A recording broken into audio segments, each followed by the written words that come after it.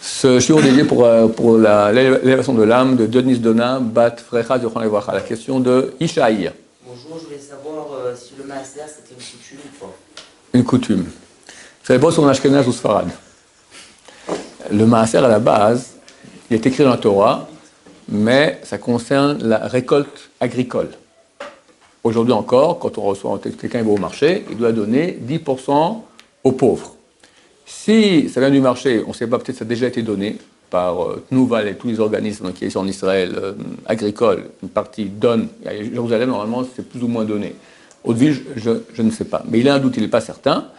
Alors il doit quand même mettre de côté, il doit dire 10% sont ici Maaserani, c'est le Maaser qui va aux pauvres, mais il ne doit pas les donner parce qu'on a un principe qui dit Amosim Chavol Abaraya. Si quelqu'un vient maintenant me dire tu me dois de l'argent, je dis amène-moi une preuve.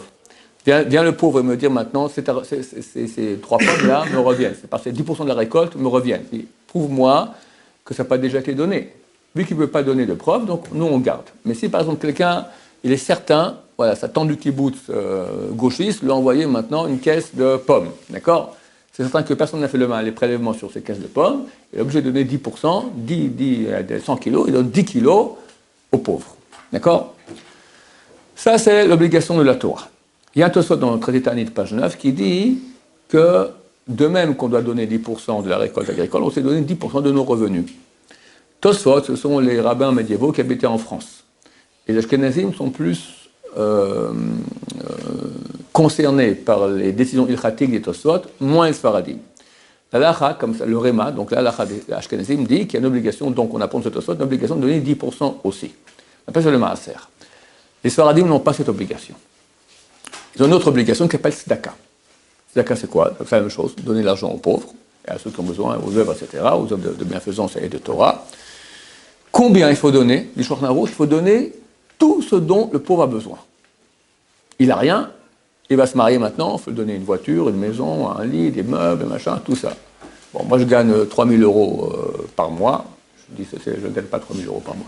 D'accord, 3 000 euros par mois. Le type maintenant il a besoin de 40 000 euros, je ne peux pas.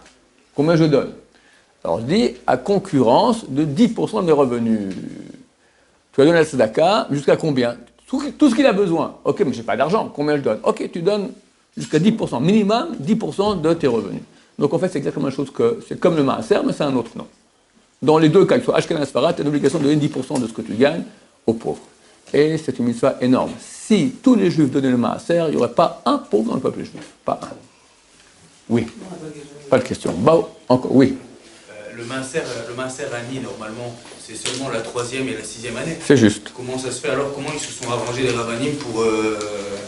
ils ont supprimé... Comment ça s'est passé en fait cette À part l'obligation de donner 10% des revenus, il y a l'obligation de donner tzedaka au pauvre quand il a besoin. Ça, c'est encore indépendant. Donc le maaser qu'on donne, les 10% qu'on donne, ils sont dissociés du maaser des années de Shemitah. Oui, tout à fait. Le maaser aujourd'hui, on donne une sens à tous les mois, tu regardes combien tu as reçu et tu donnes. Ouais. C'est bon? Baruch Adonai, Olam Amen va Amen.